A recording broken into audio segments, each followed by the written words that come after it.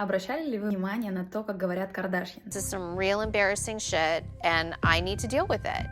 Что за скрипение, спросите вы? Vocal fry– особый вид постановки голоса, который можно заметить у многих молодых женщин в Штатах. И не только у женщин. Существует несколько гипотез относительно vocal fry. It's an affectation that annoying teenagers and rich people use to sound like they don't give a shit. Слушать спикера с такой особенностью длительное время сможет не каждый. Меня начинает подергивать. Хотя мы все так или иначе можем это делать, особенно на конце фраз.